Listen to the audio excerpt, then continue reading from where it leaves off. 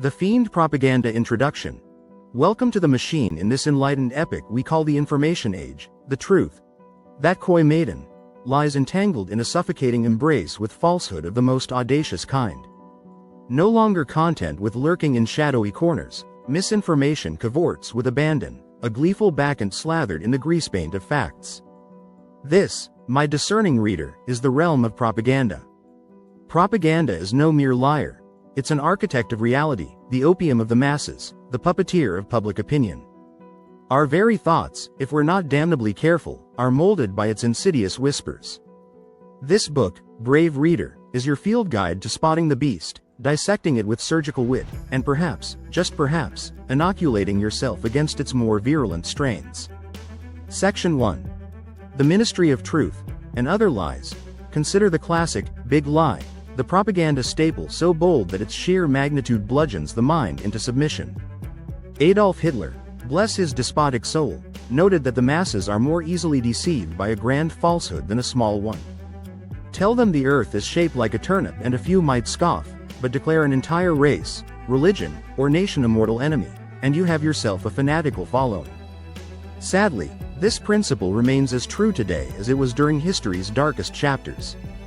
Then there's the time-honored tradition of demonization, of transforming one's adversaries into monstrous caricatures.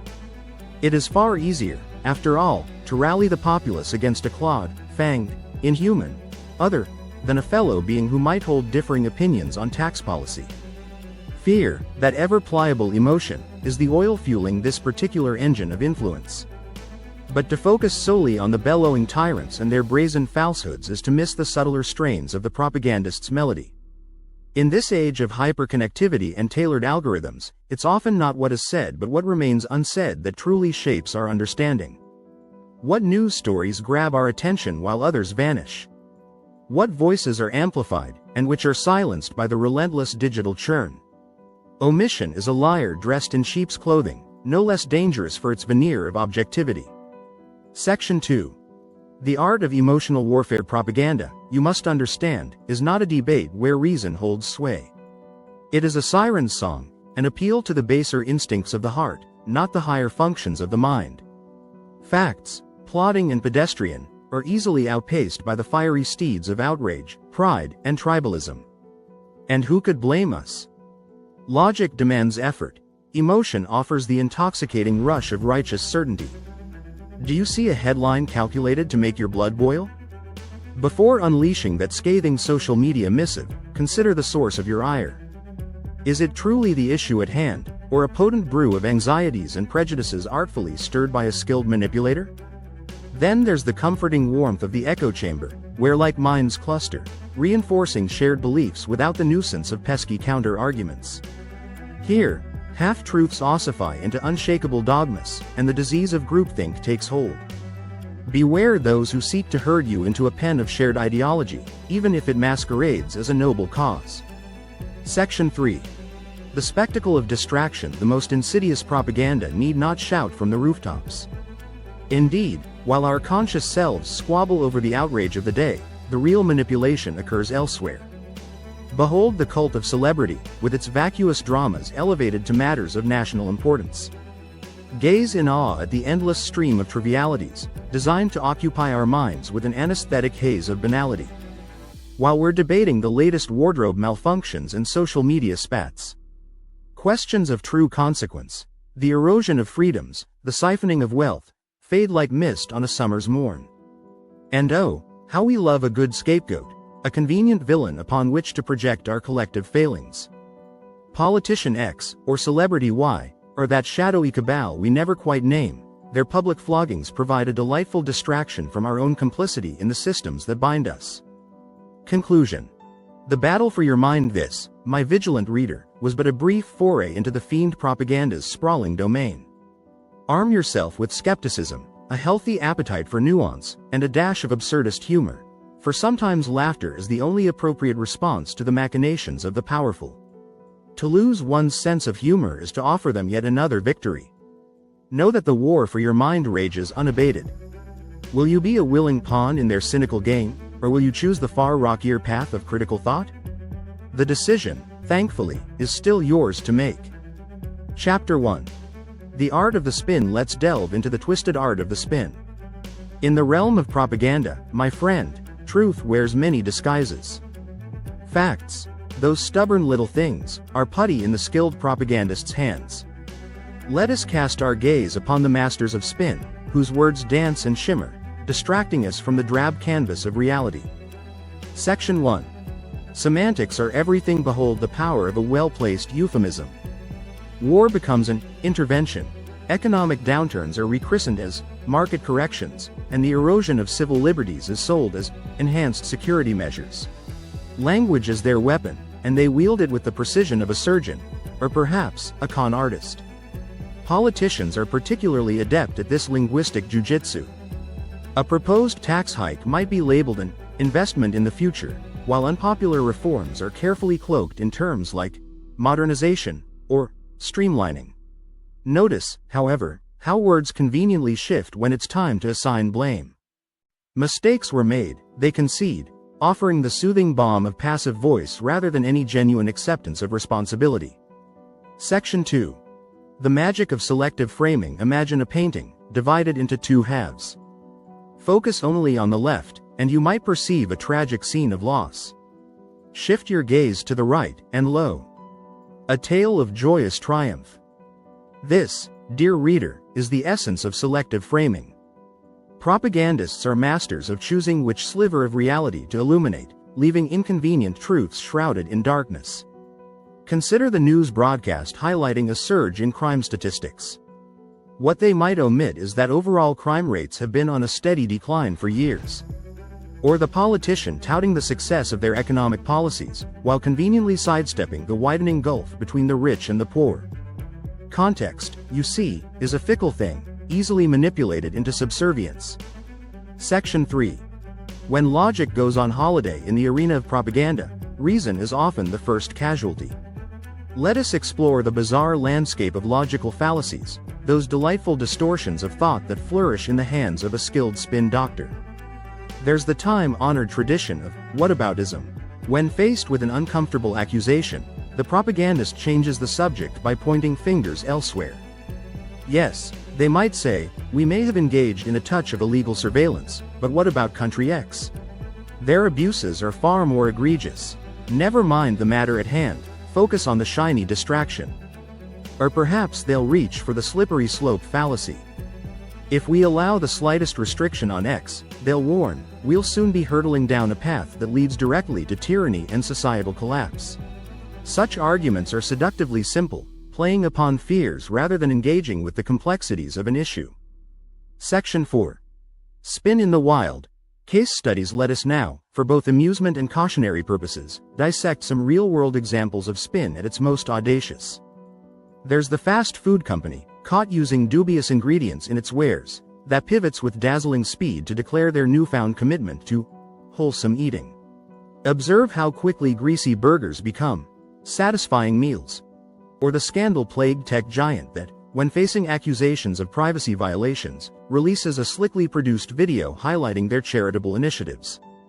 Note the tear-jerking music and the earnest faces of those whose lives have been supposedly improved by benevolent big tech. Who needs data protection when orphans are smiling? Conclusion. Unraveling the illusion. The battle against the spin, my vigilant reader, is akin to wrestling with mist. Yet, we must not despair. Arm yourself with a healthy dose of skepticism, demand context, and question the motives behind the messages that bombard you. When confronted with bombastic pronouncements and emotional appeals, search for the unvarnished facts hiding behind them. Remember, the propagandist relies on your complicity, hoping that you'll allow yourself to be swept away by the intoxicating spectacle. Refuse them that satisfaction. Think critically, doubt relentlessly, and never underestimate the power of your own discerning mind. Chapter 2. Manufacturing consent. Let's dive into the shadowy world where news is manufactured and public opinion is massaged into convenient submission.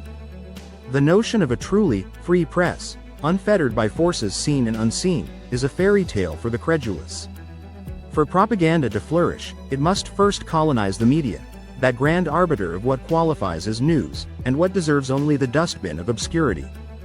Let us turn our attention to the work of Noam Chomsky, that gadfly of the establishment, whose propaganda model offers a bleakly insightful framework for understanding how the sausage of public opinion is made.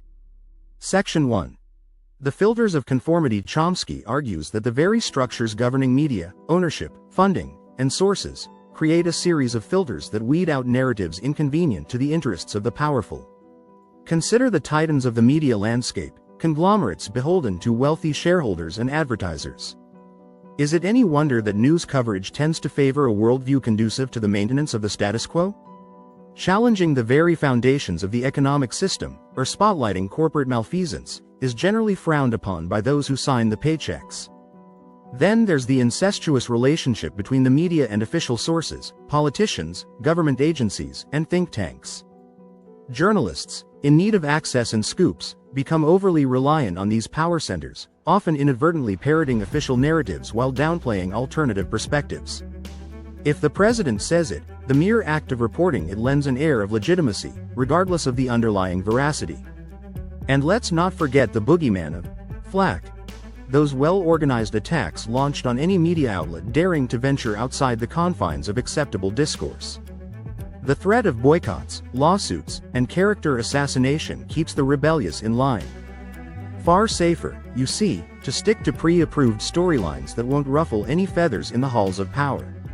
Section 2. The perils of dissent. But what of the courageous few, those muckrakers who defy the machinery of consent? They are tolerated, Chomsky suggests, precisely because they serve a purpose. By providing an outlet for a limited degree of dissent, the system maintains the illusion of a truly free and adversarial press. The occasional scalping of a corrupt official or exposé of a particularly egregious injustice bolsters the media's credibility, masking its deeper subservience to power. Notice how even those deemed radical voices tend to operate within a relatively narrow band of the political spectrum. Fundamental challenges to capitalism itself, or critiques of deeply ingrained foreign policy orthodoxies, remain largely taboo, relegated to the outermost fringes where mainstream audiences seldom venture. Section 3. When the world is your content farm, consider the spectacle of modern news, a cacophony of pundits spewing outrage, breathless reporting on celebrity scandals, and a relentless focus on the shocking rather than the significant. Such trivialities serve to distract us from the machinations taking place behind the curtain, the complex interplay of corporate, government, and media interests. The very notion of what qualifies as news becomes warped. Wars are presented as gripping video game simulations, complete with heroic generals and laser-guided airstrikes. The human cost of conflict is obscured, replaced with the bloodless language of strategy and geopolitical chess. Section 4. Propaganda in the age of the algorithm. In an era when algorithms tailor the information we consume, the filters of conformity become horrifyingly efficient. Our social media feeds cocoon us in echo chambers, serving up ever more extreme confirmations of our pre-existing biases. Dissenting voices are muted or given the illusionary megaphone of the internet troll, rendered easily dismissible. News morphs into entertainment, outrage into a commodity traded with gleeful abandon. Conclusion. Breaking the spell escape from the matrix of manufactured consent is not for the faint of heart. It requires a stubborn determination to seek out those voices marginalized by the mainstream, to compare coverage across the ideological spectrum, and to maintain a gnawing skepticism towards all that purports to be unvarnished truth. Remember, the propagandists are counting on our laziness, our short attention spans, and our craving for easy answers. Deny them that easy victory. Question everything, cultivate curiosity, and never, ever, take the news served to you at face value. Chapter 3.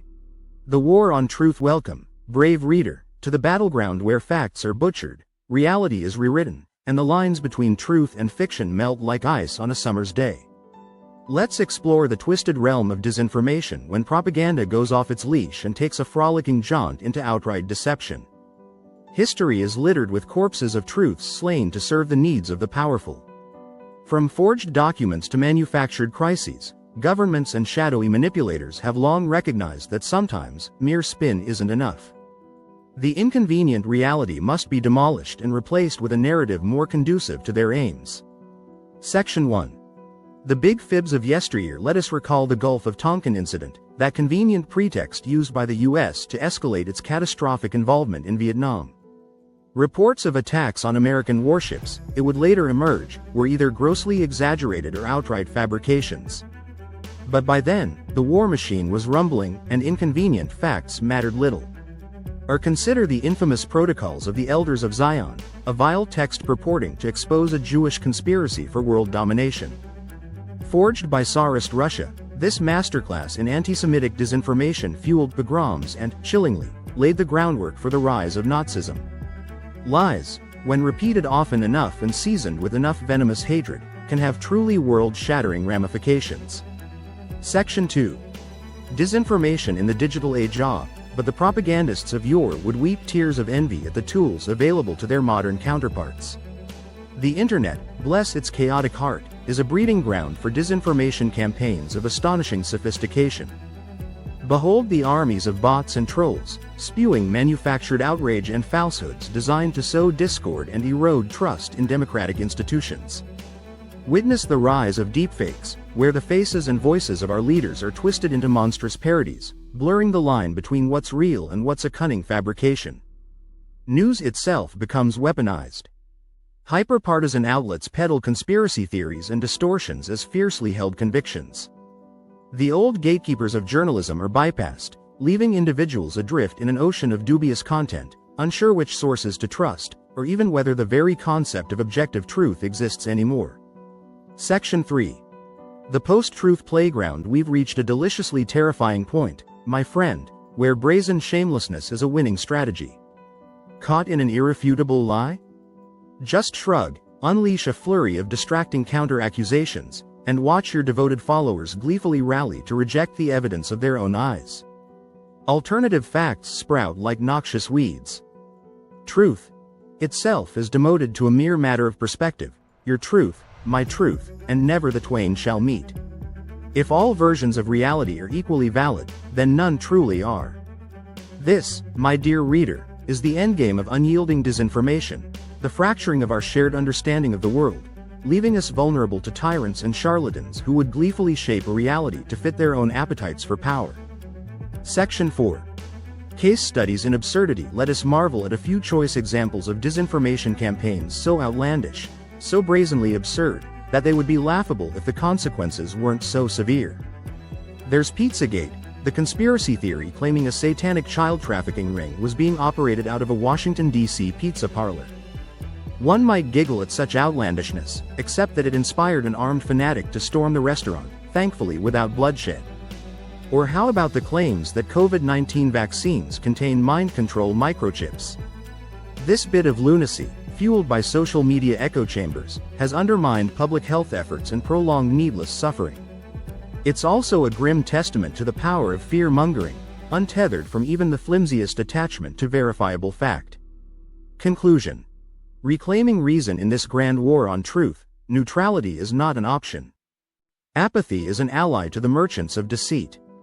Equip yourself with the weapons of skepticism, source verification, and a healthy appetite for nuance.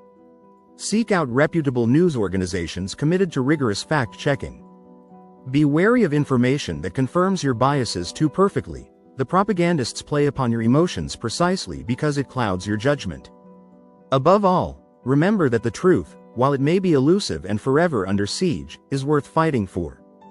Without it, we are but puppets, jerked this way and that by those who crave control over our very minds.